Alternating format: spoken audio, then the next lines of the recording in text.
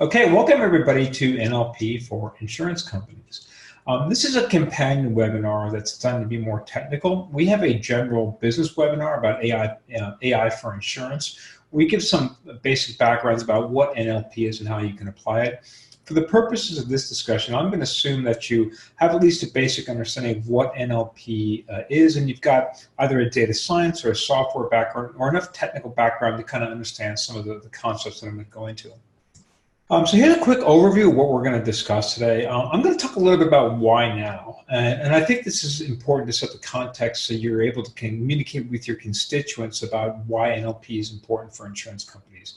I'm going to talk a little bit about what some of the modern techniques and methods are and how we're applying them, and really give you then finally a how to do NLP at an insurance company. This will really give you a sense of how do I get started if this is your first or second NLP project, based on some of the experiences we've had building these systems for insurance companies over the past couple of years. Why insurance? Why now? So we're pretty excited about natural language processing for a couple of different reasons. And the biggest one is that we have so much unstructured text data at insurance companies. I mean, really, if you look across your operations, you'll find it everywhere. It's in your chat, your email, your phone calls, and your conversations with customers. It's in your contracts, your claims, and your underwriting notes, and the applications. I mean, it's resumes for people that want to work in your call center. Really, you look around the entire company, and there's unstructured data everywhere. So the potential impact of this technology is enormous. If you look at other industries like retail, where there's lots of structured data in databases, or maybe automotive, where they end up using a lot more computer vision, there's other areas where specific AI techniques are super applicable to those industries. But if we look at insurance, like NLP is the killer AI app. At the same time, the cost of using this technology have plummeted, and we're starting to see some exponential improvements in the quality of these algorithms. So I don't need to talk to you too much more about all the natural language data you have in your company. You'll be able to learn that by looking around. Let's talk a little bit about the other two factors. So first, in terms of cost, it's really in the past 18 months where companies have started coming up with transfer learning techniques to be able to do NLP for a much lower cost at scale. Previously, before Sebastian Reuter and Jeremy Howard came out with the first paper here that introduced transfer learning techniques for NLP, previously you had to have Google-level budgets to do much of NLP. You had to spend years developing massive corpuses of labeled data to be able to do anything. Well, now with some transfer learning techniques, NLP is becoming as cost-effective as applications like computer vision, or even a small work group or even a mid-sized insurance company has the technical resources to be able to start leveraging the existing models and begin using them for some specific business applications. And the second reason is that the power of this technology is really astonishing. And if you follow the industry at all, you will see over the past 2 years that just this growing enthusiasm among researchers for what natural language processing can do. You may already be aware of a lot of this, but you may have a hard time communicating the impact of this technology with some of your constituents. So I would encourage you to use some of the examples that I'm going to talk about right now. So really what we're seeing with some of these modern NLP techniques is that it's going from sort of a basic statistical type function to the point where these models are understanding meaning. And they're really able to understand nuance and meaning inside language that allows us to do all kinds of potential applications, from generating to classifying different types of language data sets in our environment. So let's go through an example. I'm going to show you a couple of examples generated by OpenAI. OpenAI is a capped profit company in Silicon Valley. They're dedicated to try to coming up with innovative AI models and basically fair and safe and useful AI. They released a new type of algorithm called GPT-2 earlier this year and used it to generate some sentences and to do text generation based on sentence prompts. And I'm going to show you a couple of examples of how good their algorithm is working. So they took an algorithm that they trained it on a massive corpus, and I'll talk a little bit more about how they built these models a little bit later. And then they use these models to generate text. But here's an example. They fed the following sentence into the model. A train carriage containing controlled nuclear materials was stolen in Cincinnati today. Its whereabouts are unknown. The model took that sentence and then on its very first try generated the rest of this text. I'm not going to read to you all the text, but the incident occurred on the downtown train line, which runs from Covington and Ashland stations. And then it goes on to describe what looks like basically a press release about this particular incident, even including quotes with punctuation from specific individuals and leaders in our government. If you've done any kind of like text generation work in the past couple of years, maybe through like an online course or something, this is really astounding at how good this is. When I've tried some of these applications in the past, I was lucky to get a couple of decent words thrown together, and then I would get gibberish coming out. These algorithms have gotten incredibly good. What's even more interesting is that this is not an algorithm that's trained or designed to generate this type of message. It's good at generating all kinds of other content. For instance, it can take a sentence about Miley Cyrus and generating some subsequent paragraphs about her shoplifting. So, Miley Cyrus was caught shoplifting from Abercrombie and Fitch in Hollywood Boulevard today. Okay, that's the feed sentence. And after 2 tries, it generated the following content. And it even has, it even includes like captions, like scroll down for video. And if you read these sentences closely, you can sort of detect that something's slightly off occasionally. Sometimes the repeat sentences are just maybe the logical flow, but isn't quite there. But compared to where we were 18 months or 2 years ago, it's quite amazing. So to give you a second example of how well this model understands spoken language, here's a third example. This one was much harder, and this was after 25 tries until they were able to get a coherent sentence. But they took a sentence. The sentence they started with is, recycling is good for the world, and then, no, you could not be more wrong, in all caps. Okay, so what follows looks like the ranting you might see by an incredibly opinionated person on social media somewhere. I mean, if you kind of read through these couple of sentences, you could quite literally post this on Facebook or some other social media site, and it would look a lot like everything that I guess emotionally charged people are currently creating. So again, it's worth spending some time to looking at what these models are doing and how good they're beginning to work, to give you a sense of what you might be able to do with these models in your environment. And I particularly, I like the following example because it just shows you now not like how good they are, but how good the trend is going. So there was another organization that published a paper a couple of weeks ago, which described, was done, I think it's a nonprofit that was funded by Paul Allen, if memory serves me correctly. And they run an annual test where they tried to train an AI algorithm to be able to understand and answer AI 8th grade science questions. And so here's an example of the standardized test that they tried to get the model to solve. And you can read through these questions, but it's things like, which form of energy is produced when a rubber band vibrates? Is that chemical, light, electrical, or sound? Okay, so looking to these questions, this is not see spot run. Although these are 8th grade science questions, I can promise you that I have some relatives who have a difficult time getting a good grade on this test. And the researchers took these modern algorithms, similar to the GPT-2 example that we showed, and they retrained them using some of the techniques I'm going to talk about in a few minutes.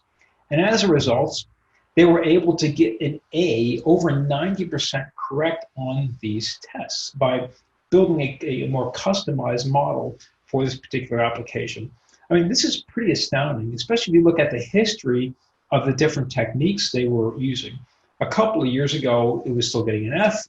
And then really in the past 18 months, they went from a C- to an A.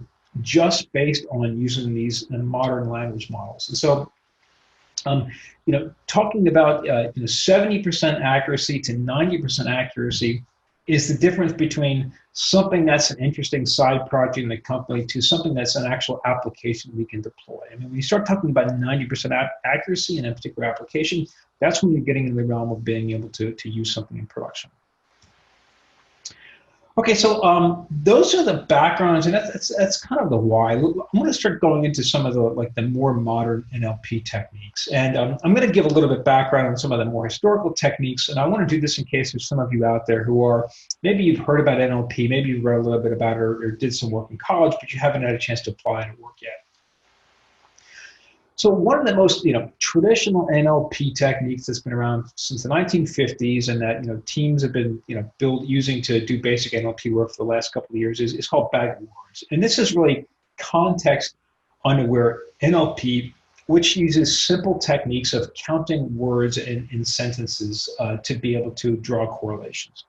For an example, you can imagine we have two different documents that have two different types of raw text. And in one of the cases, you would label the word that we're trying to analyze here is the word contract or contract. And if you're talking about the verb contract, contract a disease, that's a one, or sign a contract as a noun, that's a label 0, right? So this is a classically context-unaware natural language processing because the same word could be used in different contexts. And traditionally with bag of words, you just count the terms. You could look across the corpus, you count the terms, and then you assign a label to them just based on the number of terms. And the counts serve as a feature into your classification scheme, which you can then use to be able to train a model and classify future text. Very simple NLP. It's been around for decades, and there are some very there's very simple and very mature libraries like on scikit-learn that you can download and quickly build an NLP project. So tools like bag of words are great because they're quick, they're straightforward, they can give you a quick and dirty. They can be useful as feeders to other different algorithms that we'll talk about later, but they're very limited, right? And so you end up having to do lots of different tricks and workarounds to try to get them to be useful in context. And there's really no semantic meaning associated with the vocabulary. You don't understand meaning. There's no context, right? So there's no way to do term disambiguation for something like contract or contract, right? So to start using language more powerfully, we really have to understand semantic meaning. We have to understand context. And those are the two, over the last couple of years, researchers have come up with techniques for overcoming both those problems. And the way to solve context is through things like word embeddings and, semantic meaning. You can achieve that through word embeddings, and you can achieve context through attention networks. So let's talk a little bit about each of those. So some of the more modern NLP techniques you may have heard about uses word embeddings. And I think one of the most popular word embeddings out there is called GLOVE. This was developed by Google a couple of years ago. They took a bunch of unstructured text and they built these vectors, these spatial vectors that describe the words. And by taking words and putting them into vectors, you actually begin to understand structured relationships between words. And you can even do things like vector arithmetic and manipulation on these particular words to try to drive further meaning. And you may have read about some of these examples online, but if you take the vectors and you have king minus man plus woman equals queen, right? And that if you took the similarity between king and queen, you see that's bigger than the similarity between king and cat. So using the generic off-the-shelf vectors like or embeddings like GLOVE, or by building your own, you can start to understand some basic meaning between words and get relationships. So most of the way researchers typically will build these is you'll have a feed-forward neural network, or maybe some encoder-decoder in there, and you have on the beginning part of the network, you have an embedding layer, which is a representation of a mapping of a particular word to a vector. And then when you train the algorithm, you learn that hidden embedding layer through training process, and then you can extract those embedding vectors, and you can use them in other contexts. So those are the basic techniques for using language modeling. But unfortunately, it still has a limitation in that there's also no context associated with it. So yes, you have a vector, but contracted disease is treated as just like sign a contract. You really can't tell the difference between these words when they're in sort of an embedding. And as the way researchers now overcome this sort of context is through attention. And attention is a technique for putting in additional layers of learning upon recursive upon RNNs, recursive neural networks, to try to understand the words around before and after a particular word to provide context. And providing like attention, really, when you build attention models, they learn which words around a particular word are most relevant to deriving the meaning associated with that word. Attention networks have been kind of all the rave in the NLP community a couple years ago. I heard a speaker a few years ago at a conference say something to the effect of that, modern NLP conferences, every speaker stands up and says, I took a technique that didn't work too well a couple years ago, and now I'm using attention on it, and now I've got a better result. So really attention took the community by storm, and almost all of the modern advances that are coming right now rely on attention. So when you start integrating like self-attention and into like encoder decoders in a more complex RNN algorithm, you get what is called a transformer. And I'm not going to spend any time on that. There's a couple of links on the screen here if you want to dig into the technical details behind transformers. It's interesting, but it gets pretty complicated. And for the purposes of actually building some sort of solution within your environment, you don't really have to become experts in this, as we're going to show. These modern language models that are coming out, these attention models, have really changed the game. And again, it's because they perform a bunch better and the cost is lower, right? So you don't have to build one of these models from scratch. You can go out, actually, let me back up a step and say, some of the language models you may have heard about is ULMFit, BERT, GPT-2, or BERT. Like these are some that are out there. You'll see these, talked about very popularly. Most of these you can download and use for on your current projects as you like. And again, you can leverage the investment that these companies have made. So Facebook built the Roberta model. It's a 500 million parameters, so it's massive. They trained it over they trained it over 5 large data sets over, I believe, months. And so they spent a whole lot of money on electricity and computing power and salaries to build this model that allowed them to achieve state-of-the-art results. And they shared it with the rest of us.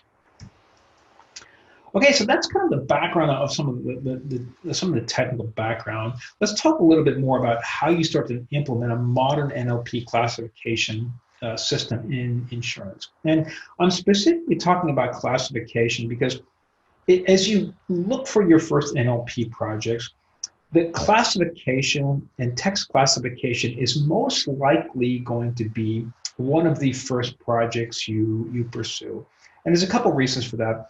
One is that classification problems tend to be, as in terms of an AI problem, tend to be a bit easier to solve. They're easier to troubleshoot. They're easier to understand. Additionally, there's just lots of opportunities in business cases where we can apply text classification. You can look at all the conversations with your customers, the chats, their emails, and you can segment those based on customers who are at high risk or customers who are ready to buy.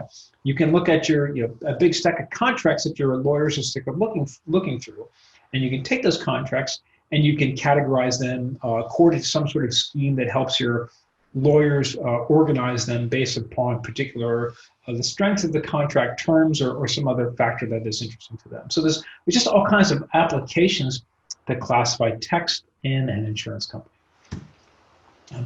So I'm going to walk through 3 steps you have to follow to leverage some of the modern techniques to build your own internal language models, and then talk about some of the challenges. And so there's a pre-training phase, which we already talked about.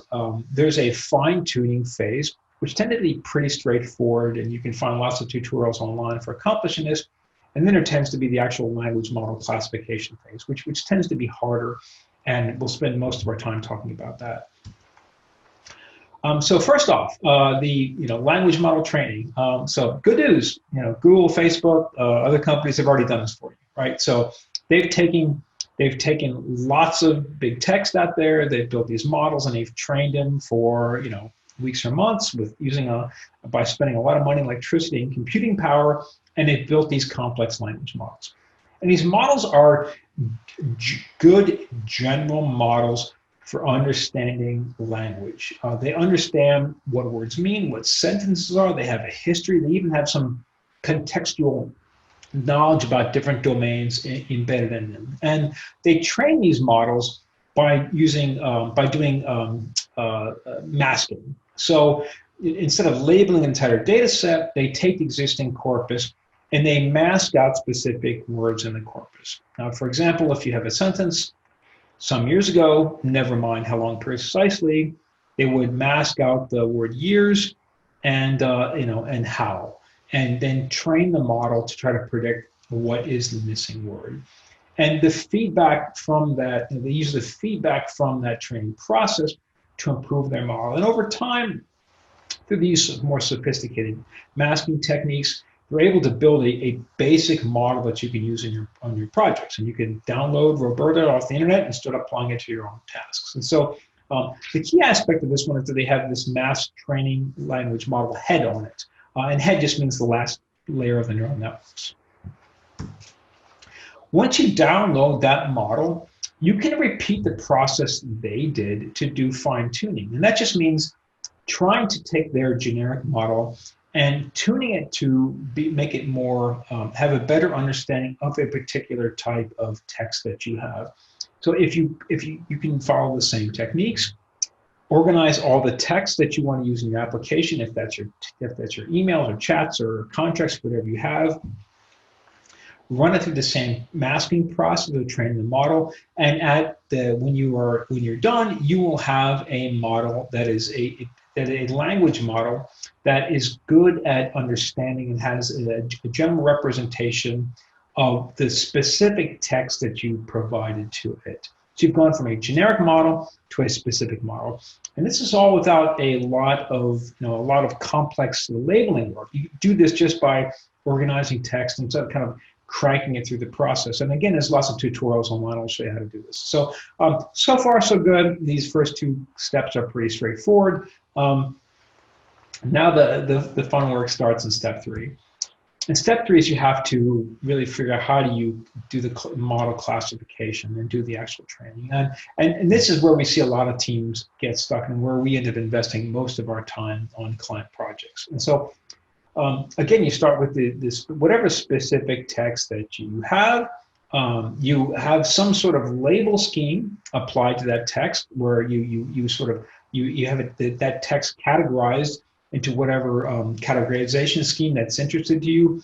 If your customer service center wants you to classify different customer conversations, they would provide you with a bunch of labeled training sets, and you feed this through your classification and retrain it just like you would any other deep learning model, right? And there's some nuances to this basic training process and deciding which layers do you freeze and unfreeze that you will probably have to learn a little bit about and be able to experiment with. But for the most part, nothing is conceptually difficult about this. But in practice, things are actually much tougher. So there's a couple of reasons why this is tough. So first off, getting the data and the training data you need through either optical character recognition, if you're going from a image document into a text document, is a challenge, or if you're trying to work on maybe spoken conversations in your customer support center, doing the automated speech recognition of going from a conversation to transcribed text where speakers are identified, those tend to be challenging. Building a labeled trained data set is going to be your biggest challenge, and we'll spend some time talking about it, and then actually deploying the models and putting them into production. On every AI project we have at every single insurance company, deployment tends to be the biggest challenge. I'm not going to spend a lot of time talking about that on this webinar because I want to cover the primary one that's relevant for NLP projects, and that is building your labeled training data set.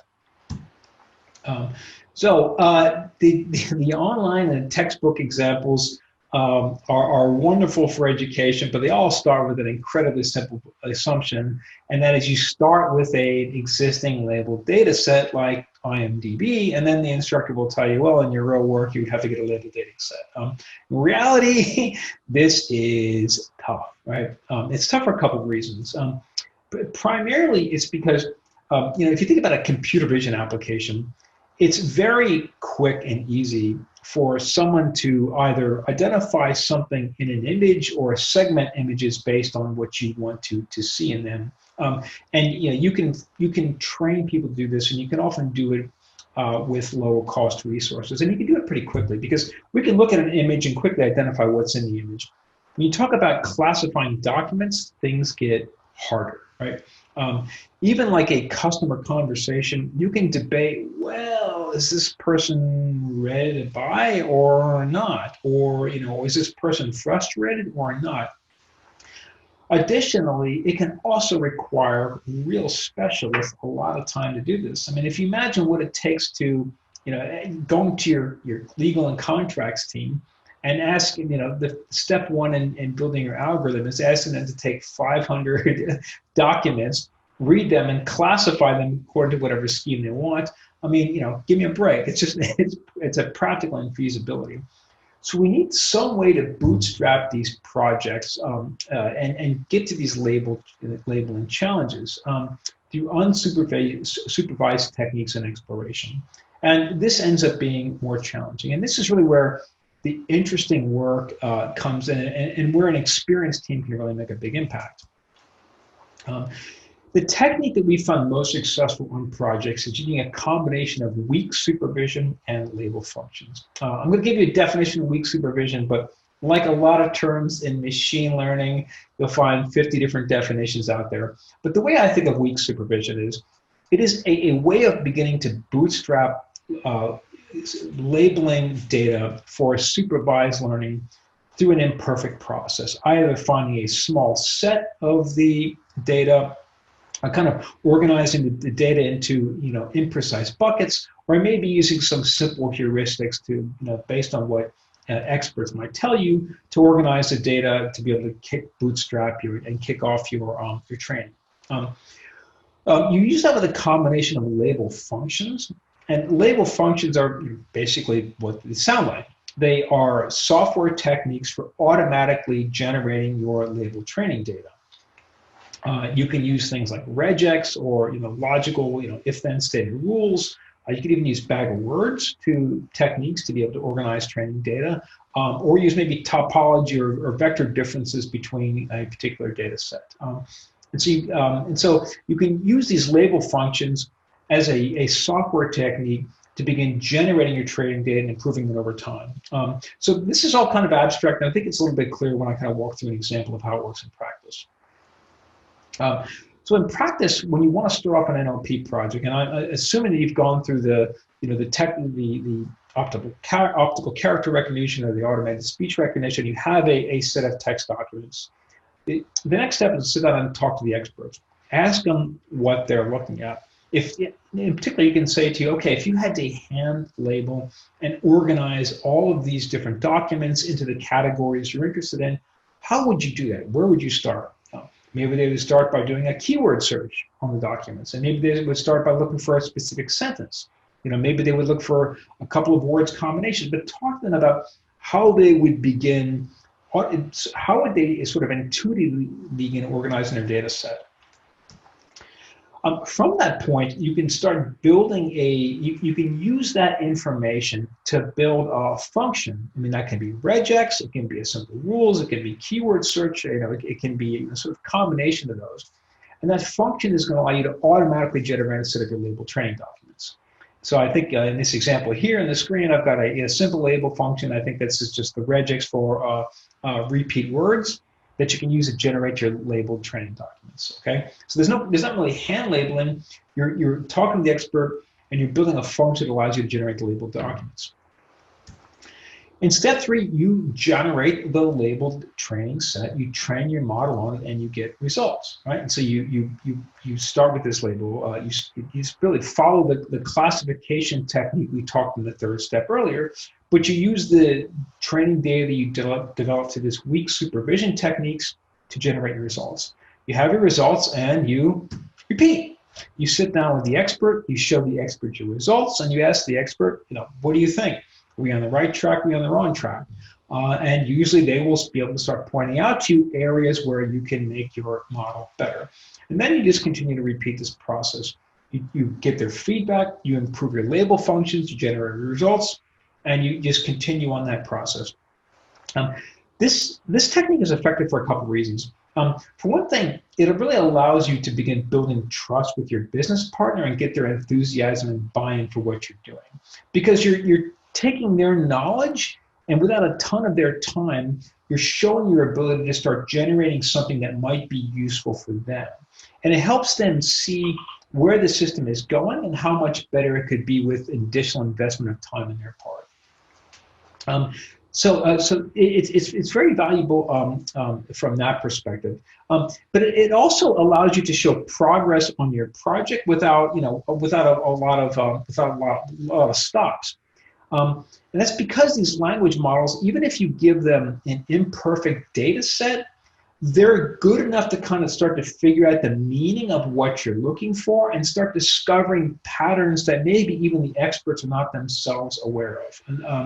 And so this is following this approach allows you to start to get decent results pretty quickly. That's primarily what I wanted to cover today. In retrospect, we talked about some of the modern techniques associated with NLP, and I gave you some kind of a step-by-step for how you can start kicking off an NLP project. Let me close by talking about a couple of other, practical issues that you might run into and ways to avoid them. And the first is work with your constituents and get them to start investing. Really try to convince your company to think about NLP. We see almost every insurance company is beginning to invest in NLP as a fundamental capability. That's because there are so much text documents. And even if you can't build a world-class, company-changing system right now, you're going to be competing with companies that are investing in NLP, and they're going to start getting a speed and a cost advantage over other companies in your space, and you risk losing ground to them if you're not making that investment yourself. As you decide which NLP project you're going to predict, you're going to consider a lot of factors, including the ROI of the project and whether or not your data is available. Also consider business partner enthusiasm and look and try to find the people who are most motivated to try to help you develop the heuristics and solve the problem that you're going to need to be able to build your training data. If you have an expert, someone who also understands basic statistics and how this model works, that the projects just go so much faster than you have to really sit down and try to educate your customers on what all this information means. We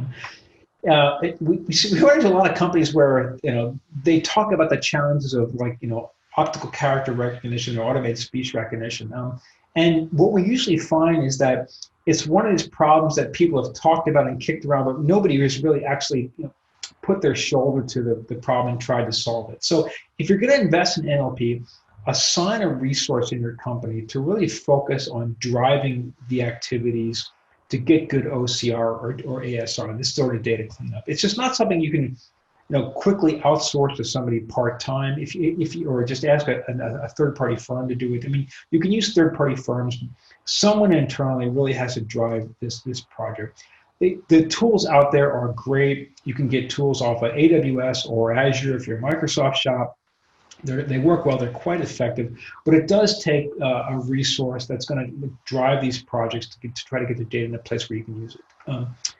The third step we mentioned on generating labeled training data, this does challenging. And although I outlined a couple of simple steps there, you need somebody who this is what you want to give your most experienced data scientist, somebody that has maybe 10 years of experience, who's also good at building customized code and helping to build applications and design systems that can run at scale, because some of this can get quite slow if it's not built correctly. And finally, like we say on every AI presentation we do and every piece of advice, start planning early for productionizing. I can't stress this enough, how many AI projects get stalled because people don't start thinking about what is it going to take to actually deploy this particular application and put it into production. This tends to be the biggest challenge that our clients have. Building software in an enterprise is tough. It's very tough in a regulated like an insurance. And it's even harder in a regulated environment like insurance when you also have a new way of building software through machine learning. Thanks, everyone. I appreciate your participation.